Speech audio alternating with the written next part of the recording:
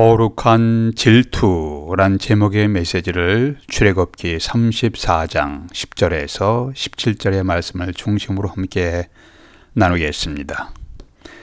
과거에 농촌에서 살던 저의 삶을 회고해 보니까 여러 신들을 섬긴 것을 깨닫게 되었습니다. 햇님, 달님께 절을 하고 마을 입구에 수호신으로 여겨졌던 큰 나무나 장승들께 절을 하며 지나다녔습니다.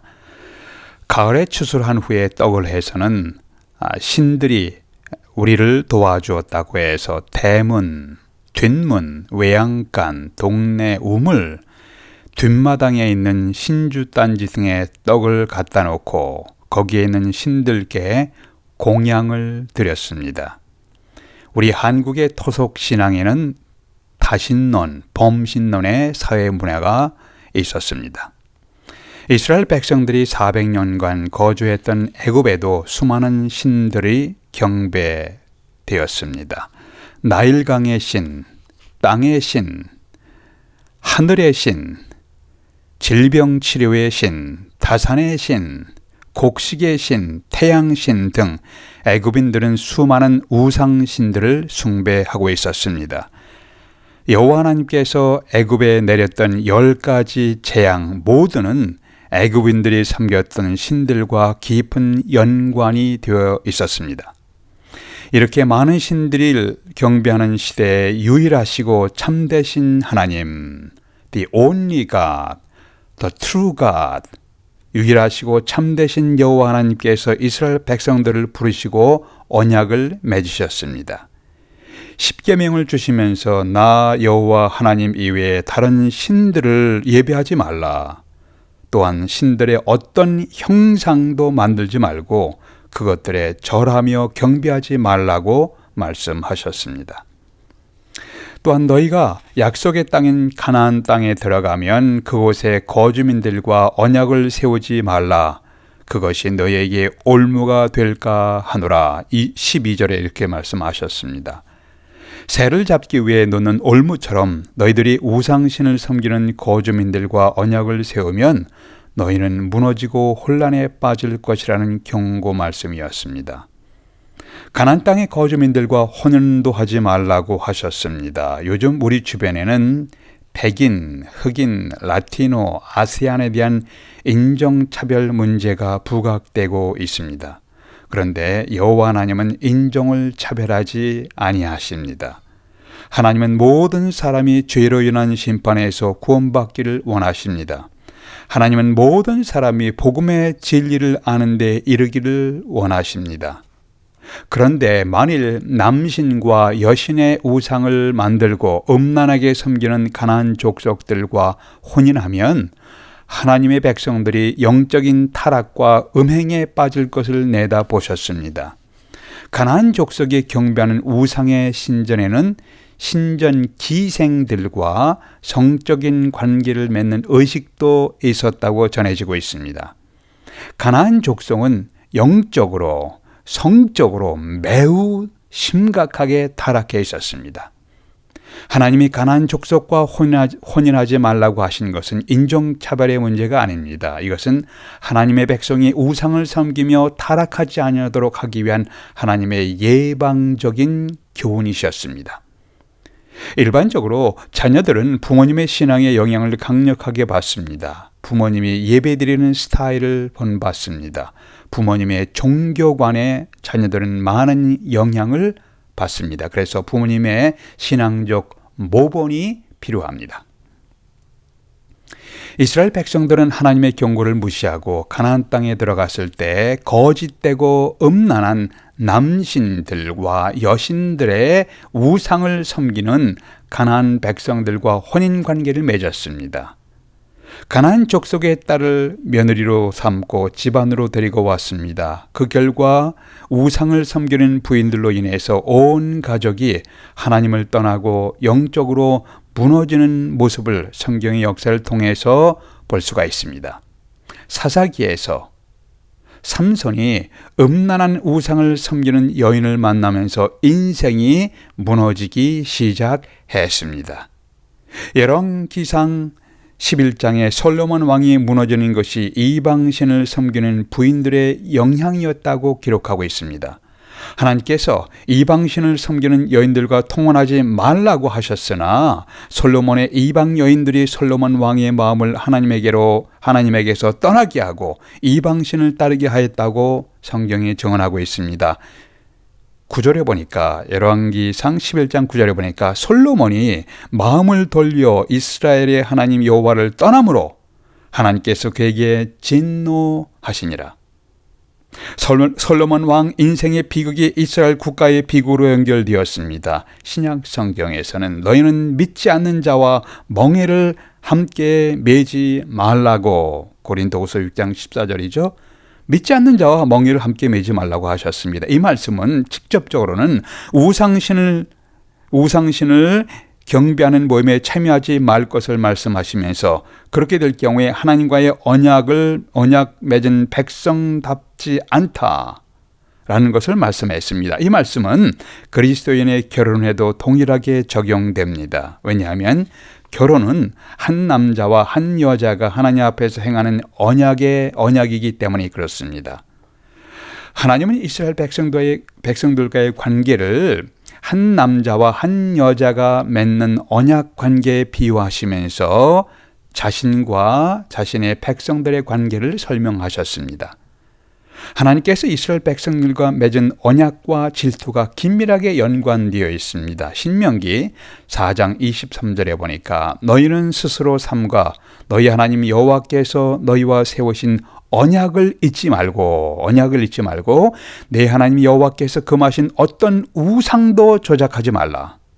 단호하게 어떤 우상도 만들지 말라고 하신 이유가 무엇인가요? 그것은 이스라엘 백성들이 하나님과 맺은 언약의 관계를 깨트리지 않게 하기 위해서 우상을 만들지 말라고 하신 것입니다. 이것은 한 남자와 한 여자가 부부가 되는 결혼 언약에서도 동일한 정신이 있습니다.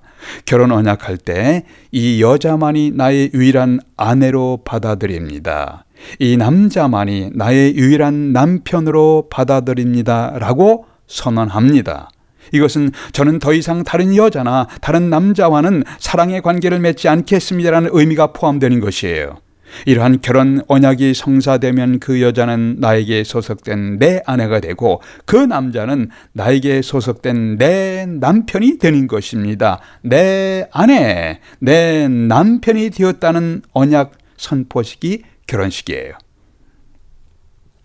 이 사이에는 성경적 결혼의 의미가 너무나 흐려지고 있습니다. 현대인들이 하나님으로부터 멀어져가는 모습입니다. 극도로 세속화되어 가는 현대인들의 모습을 보게 됩니다.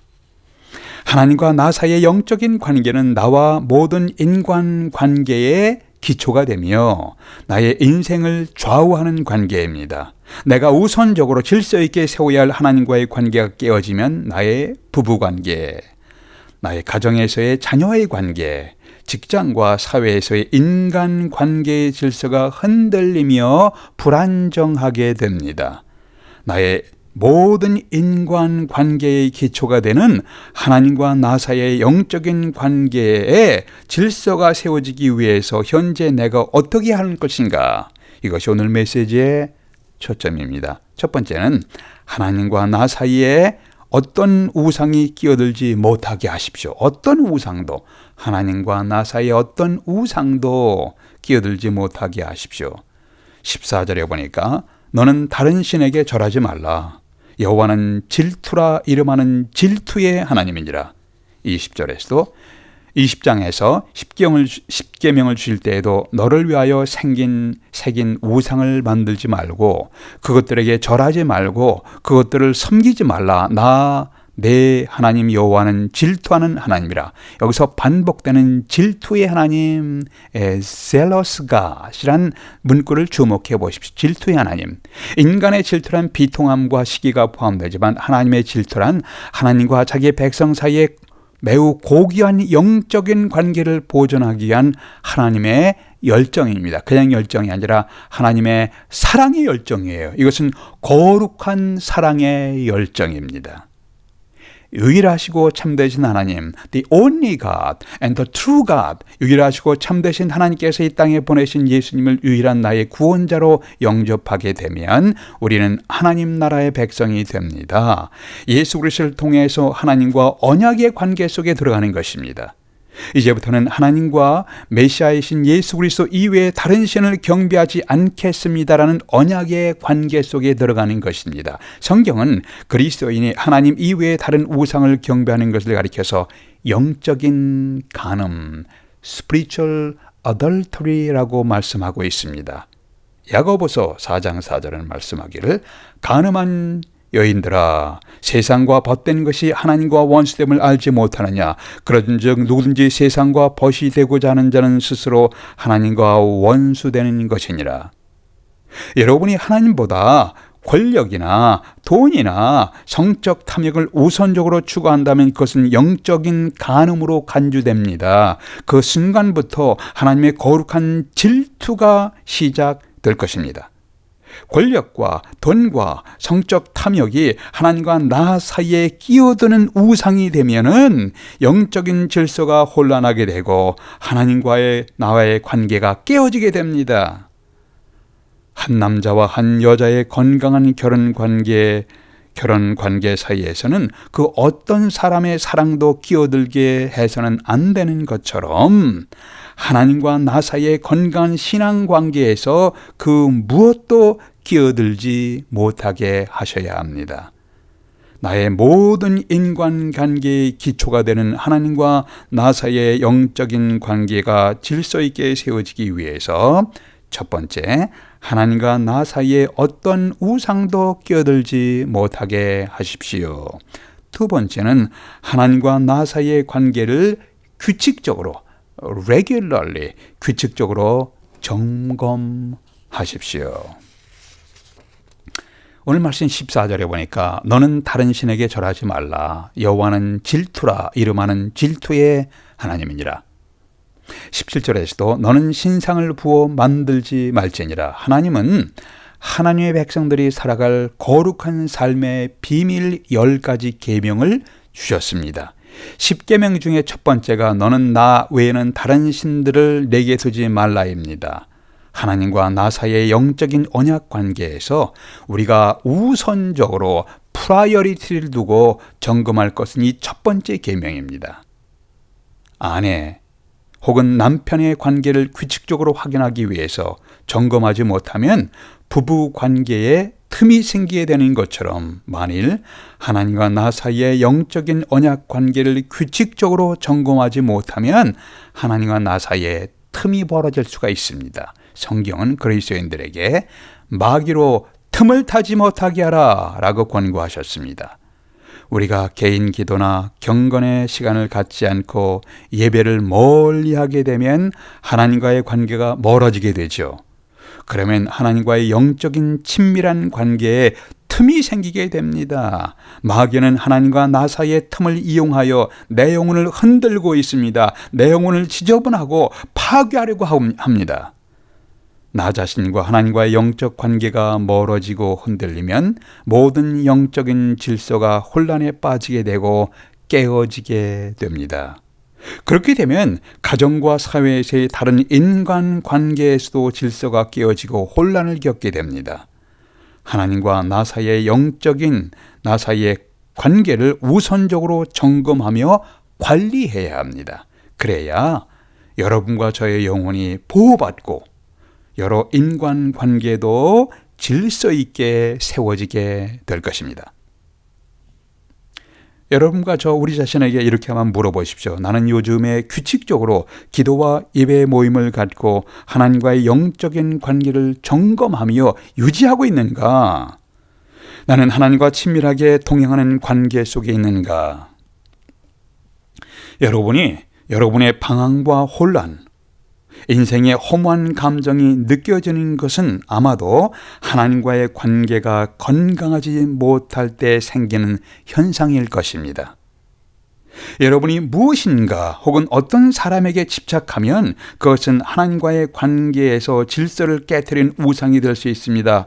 여러분에게 무엇인가가 무엇입니까? 그것은 재물일 수가 있고, 그것은 권력일 수가 있고, 그것은 성적인 욕망일 수가 있고, 그것은 여러분의 집일 수가 있고, 인기일 수가 있습니다. 이런 것에 집착하면, 혹은 어떤 사람에게 집착하면 그것은 하나님과 나와의 관계의 질서를 깨트리는 우상이 될 수가 있습니다.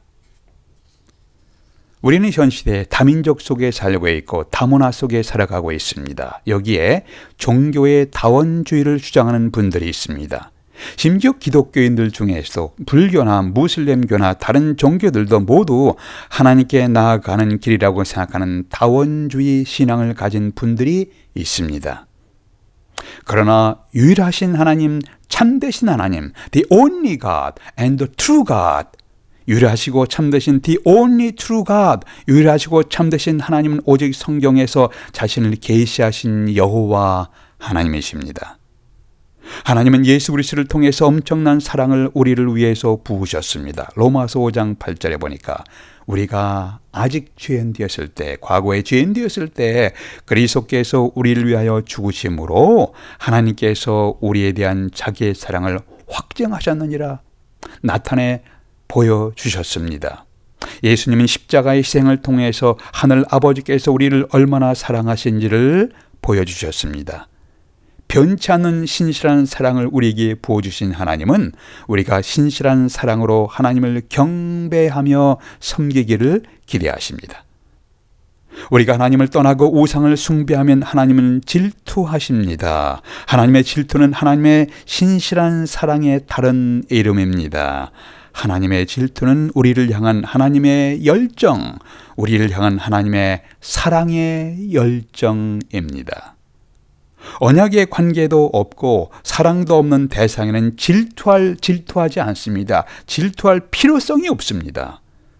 하나님과 저에 대한, 또 여러분과 저에 대한, 우리가 하나님과의 관계에서 하나님은 신실한 사랑의 관계, 우리를 향해서 신실한 사랑을 베푸시면서 그 신실한 사랑의 열정을 기억하시면서 우리의 신앙이 다른 우상에게 나누어지지 않게 되기를 함께 기도하십시다. 기도하시겠습니다. 아버지 하나님, 오늘 성경을 통해서 하나님께서 순전하시고 신실하게 열정적으로 저희들을 사랑하시는 것을 다시 깨닫게 됩니다.